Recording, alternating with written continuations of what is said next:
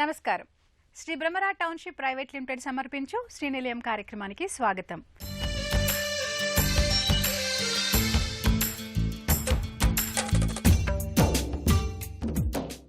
ఇంటి నిర్మాణంలో వచ్చిన నూతన పోకడలు, ఇంటి ముస్తాబుకు సంబంధించిన తాజా విశేషాలు, స్థానిక సంస్థలు అందిస్తున్న సదుపాయాలతో మీ ముందుకు వచ్చింది ఈ వారం శ్రీనిలయం.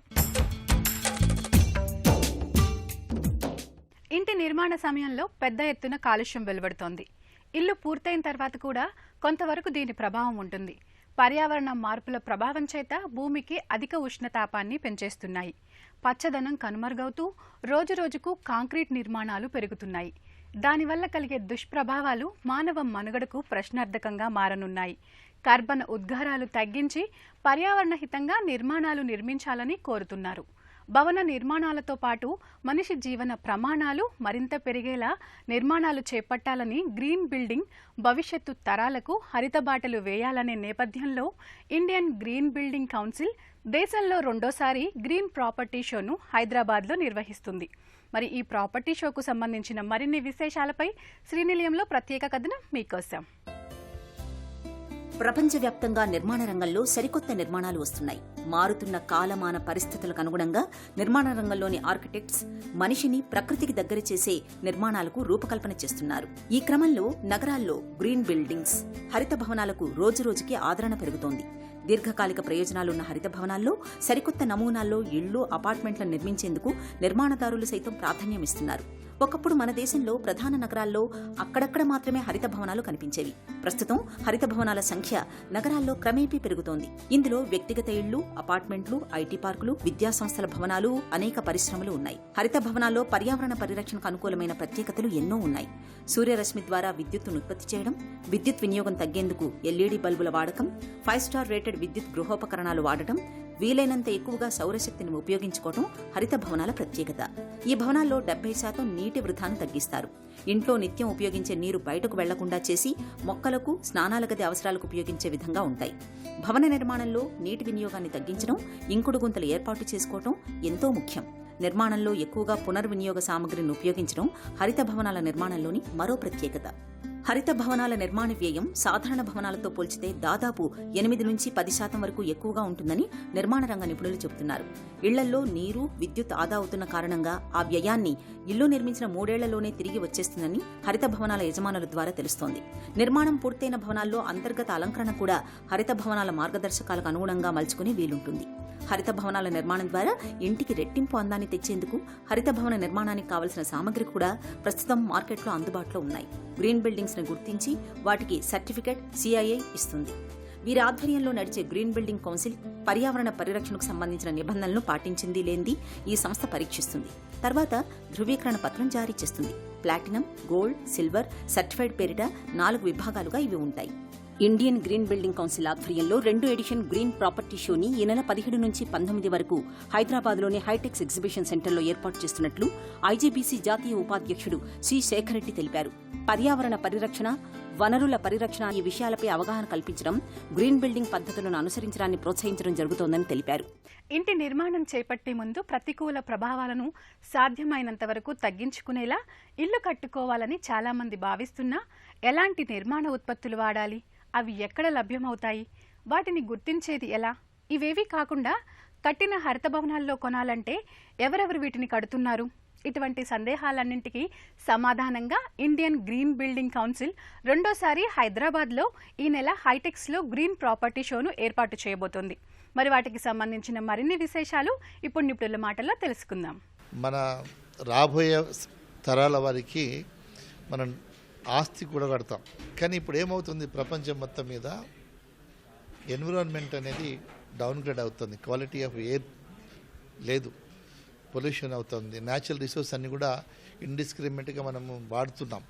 అలా చేయకుండా రాబోయే తరాల వరకు ఆస్తితో పాటు ఒక మంచి స్వచ్ఛమైన నీరు, ఎయిర్, న్యాచురల్ రిసోర్సెస్, ఫారెస్టు ఇవన్నీ ఇవ్వాలంటే వీటిని కొంత మనం జాగ్రత్త పడాలా. ఇప్పుడు మనం కట్టే ఈ బిల్డింగ్స్ వల్ల ఇప్పుడు 38% కార్బన్ ఎమిషన్స్ ఉన్నాయి.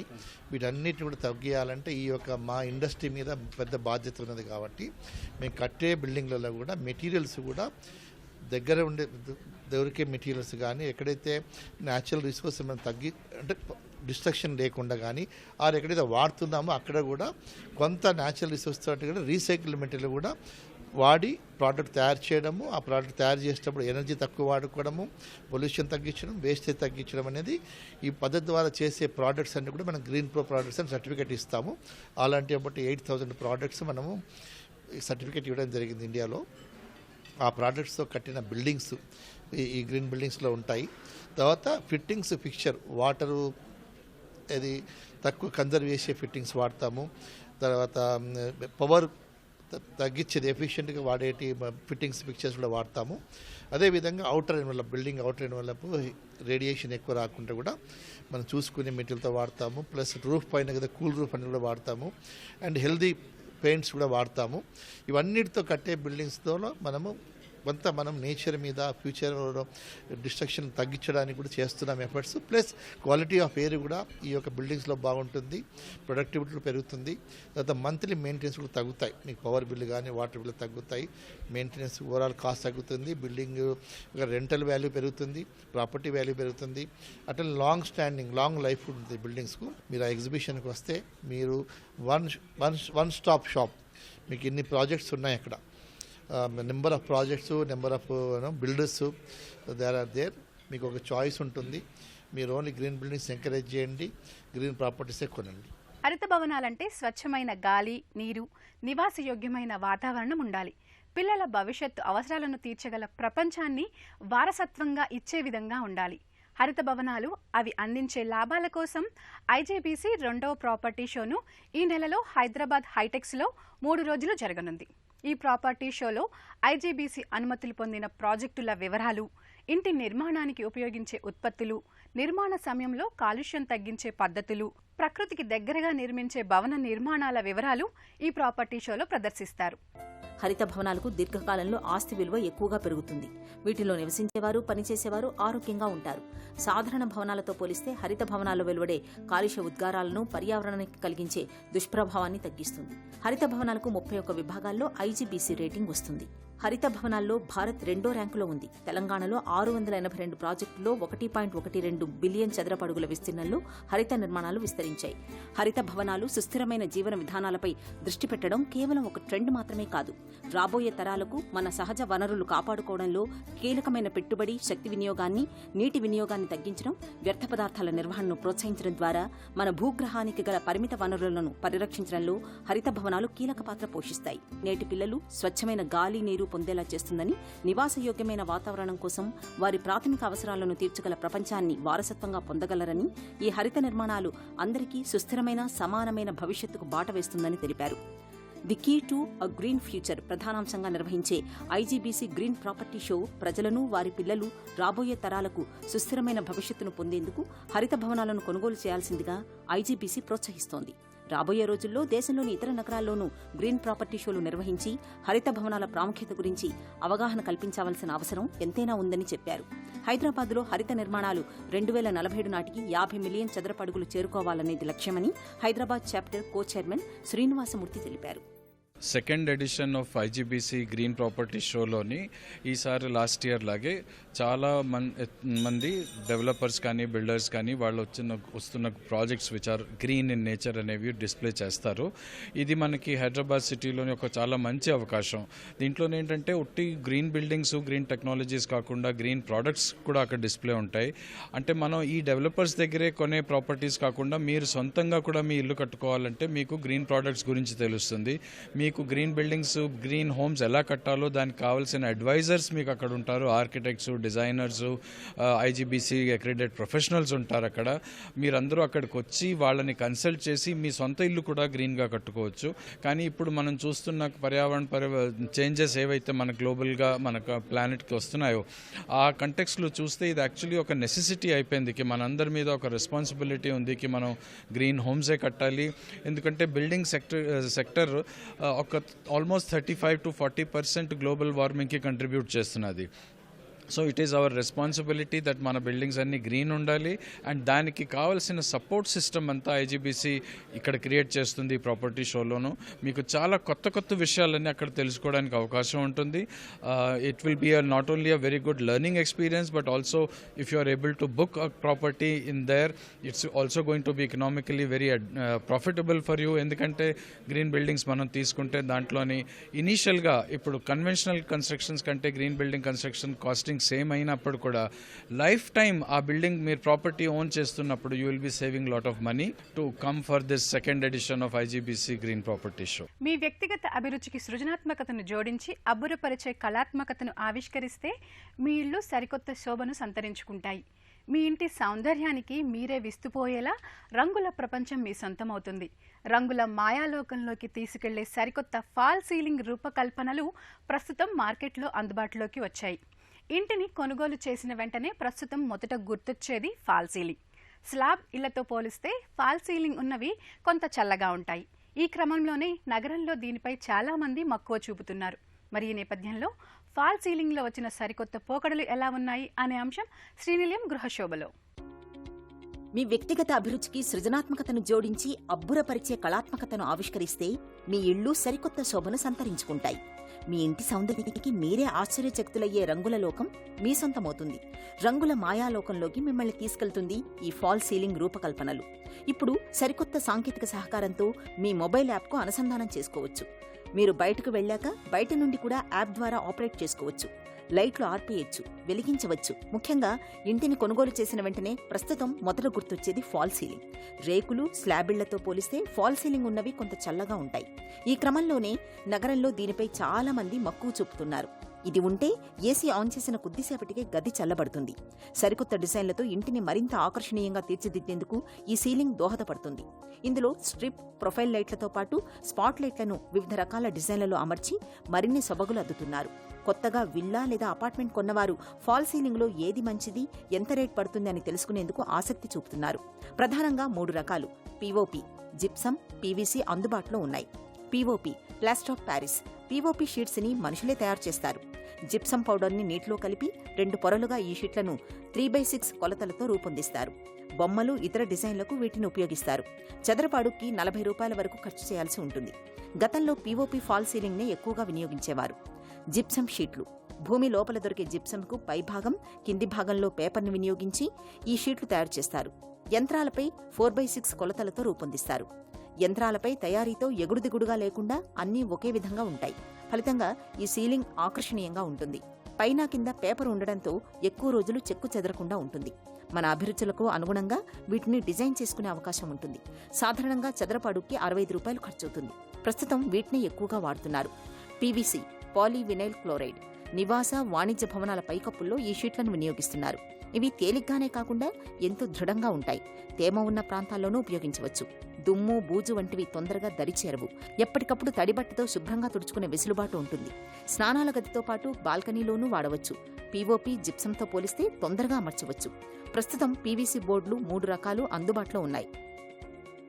కొత్త ఇళ్లైనా పాత ఇళ్లైనా ఈ రోజుల్లో ఫాల్ సీలింగ్ తప్పనిసరిగా చేయించుకుంటున్నారు.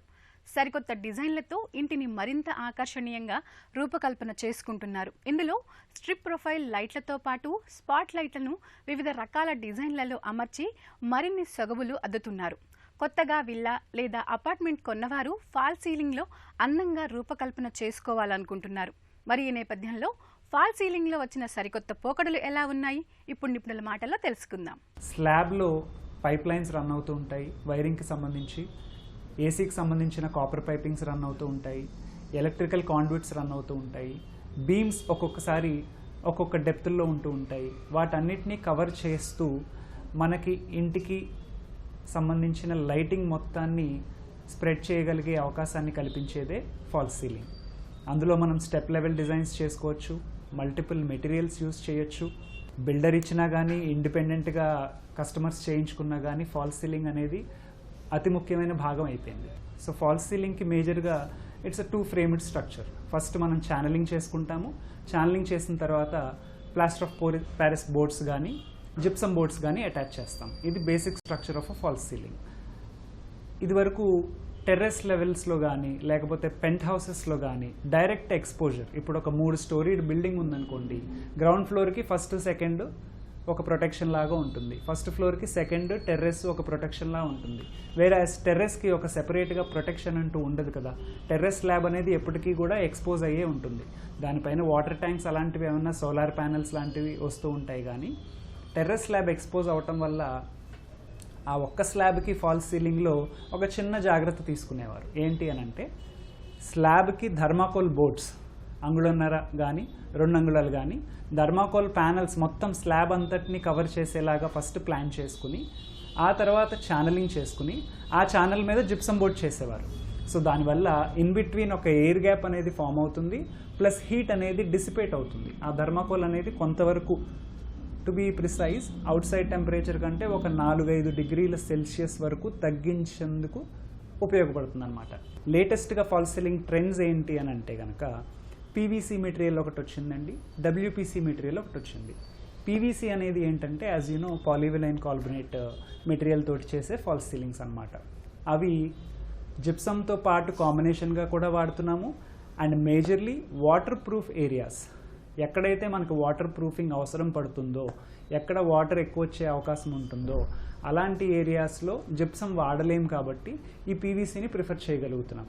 బేసికలీ డబ్ల్యూపీసీ అంటే వుడ్ పాలిమర్ కాంపోజిట్ కానీ వుడ్ ప్లాస్టిక్ కాంపోజిట్ కానీ అంటాం. ఈ డబ్ల్యూపీసీ వల్ల వచ్చే అడ్వాంటేజ్ ఏంటి అని అంటే, ఇది direct replacement of wooden ceiling అనమాట. నిజంగా మనం ప్లైవుడ్ మీద వెనీర్ కానీ ప్లైవుడ్ మీద లామినేట్ కానీ యూస్ చేసి సీలింగ్స్ ఏ రకంగా అయితే స్ట్రక్చర్డ్ సీలింగ్స్ మనం చేసుకుంటామో, as a combination with gypsum, as a combination with POP, అట్లాంటి మెటీరియల్ అనమాట. దీనికి కూడా వాటర్ ప్రూఫ్ ప్రాపర్టీస్ ఉంటాయి. వాటర్ పడితే పాడైపోతుంది అన్న భయం మనకు అవసరం లేదు. ఇందాక చెప్పినట్టుగా వాష్రూమ్స్లోను బాల్కనీస్లోనూ కూడా వాడుకోవచ్చు. దీనితో వన్ మోర్ అడ్వాంటేజ్ ఏంటంటే, పీవీసీని వాల్ ప్యానలింగ్స్కి అంత సజెస్టబుల్ కాదు, వేరాజ్ డబ్ల్యూపీసీ సీలింగ్లో మొదలై వాల్కి కూడా కంటిన్యూ చేసుకునే అవకాశం ఉంటుంది. కాస్టింగ్ వైజ్ మీకు పీవీసీ ఒక 90 రూపీస్ నుంచి స్టార్టింగ్ 150 వరకు అనుకుంటే రేంజ్, డబ్ల్యూపీసీ 253. రెసిడెన్షియల్ ఇంటీరియర్లో డబ్ల్యూపీసీ సీలింగ్ని జిప్సమ్తో పాటుగా ఈ రకంగా ప్లాన్ చేసుకోవచ్చండి. మనకి అవుట్ సైడ్ జిప్సమ్ ఉంది, ఇన్సైడ్ జిప్సమ్ ఉంది. ఇన్ బిట్వీన్ సెక్షన్ అంతా కూడా డబ్ల్యూపీసీ సీలింగ్ తోటి ప్లాన్ చేశాము. ఇందులో సర్ఫేస్ లైట్స్ కూడా మనం ఈ రకంగా ప్లాన్ చేసుకోవచ్చు, along with profile lights in the middle. బెడ్రూమ్స్లో కూడా మనం డబ్ల్యూపీసీ సీలింగ్ని ప్లాన్ చేసుకోవచ్చు అండి.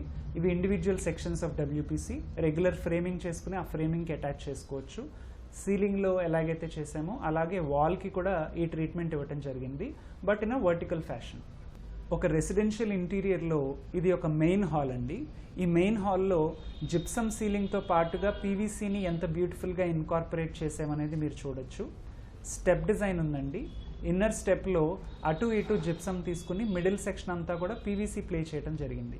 అందులో కూడా మనకి స్పాట్ లైటింగ్స్ వచ్చాయి. This is a full picture అండి. సీలింగ్ డిజైన్ మనం ఈ రకంగా చేసాము. Out side border with rope lighting, inner border with both sides rope lighting, centre సెక్షన్లో మిడిల్ సెక్షన్ పీవీసీ ప్లాన్ చేసుకున్నాము. మధ్యలో అవకాశం ఉంది మనకి జూమర్ పెట్టుకోవడానికి. ఇంటి నిర్మాణం అనేది మనిషి ఆశకు ప్రతిరూపం. కట్టడం ఏదైనా అద్భుతంగా ఉంటే జీవం ఉట్టిపడుతుంది. మనసుకు నచ్చిన విధంగా ఇల్లు ఉండాలని ప్రతి ఒక్కరూ కోరుకుంటారు. ఇంటి నిర్మాణంలో కొనుగోలుదారుల అవసరాలకు తగ్గట్టుగా ఎప్పటికప్పుడు సరికొత్త మార్పులు వస్తున్నాయి.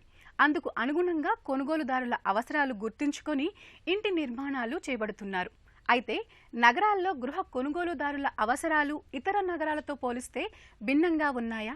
అవుననే అంటున్నారు బిల్డర్లు. ఎక్కువ విస్తీర్ణంలో 3 పడక గదుల ఇళ్లే ముందుగా బుక్ అవుతున్నాయని చెప్తున్నారు.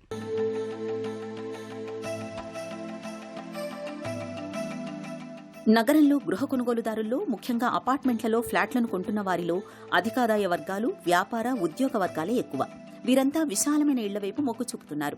కోవిడ్ తర్వాత ఇంటి నుంచి పనిచేసే సంస్కృతి పెరగడంతో ఖచ్చితంగా 3 పడకల గదులు, బడ్జెట్ సహకరిస్తే ఇంకా పెద్ద ఇళ్లు కొనాలని చూస్తున్నారు. బిల్డర్లు కూడా కోవిడ్ తర్వాత 2.5 నుంచి 3 పడకల ఫ్లాట్లను చేపట్టారు.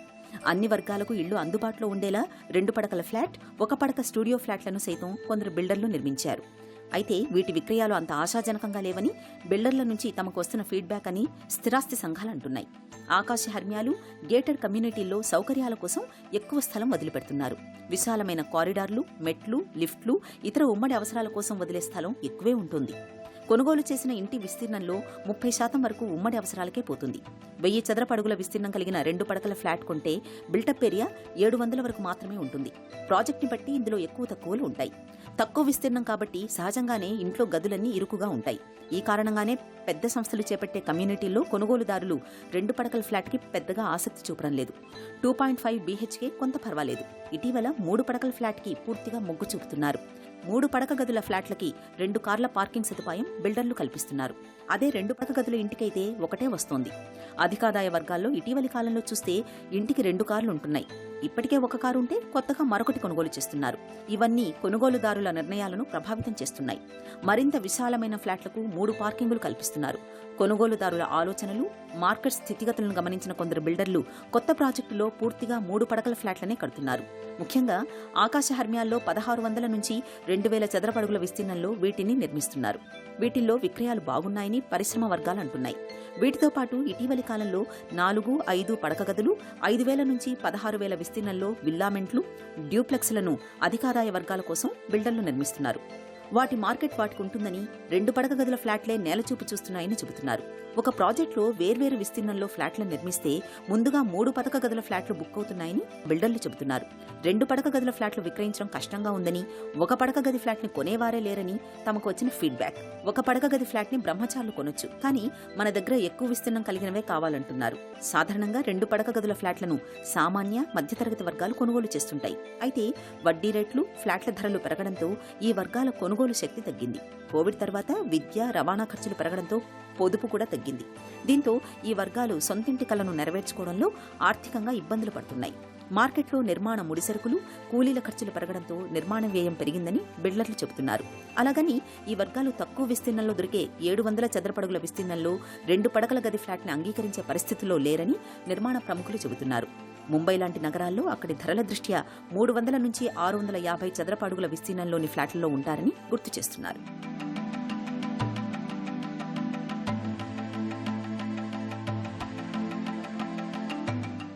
Shri Bhramara township private limited సమర్పించిన ఇది నేటి శ్రీనిలయం. ఈ కార్యక్రమానికి సంబంధించిన అభిప్రాయాలు, సందేహాలు మాకు తెలియజేయండి. మా చిరునామా Srinilayam, ETV, Ramoji film city, Hyderabad 501512. మా ఇమెయిల్ అడ్రస్ srinilayam@etv.co.in. మరికొన్ని తాజా అంశాలతో వచ్చే వారం మళ్ళీ కలుద్దాం. అంతవరకు సెలవు. నమస్తే.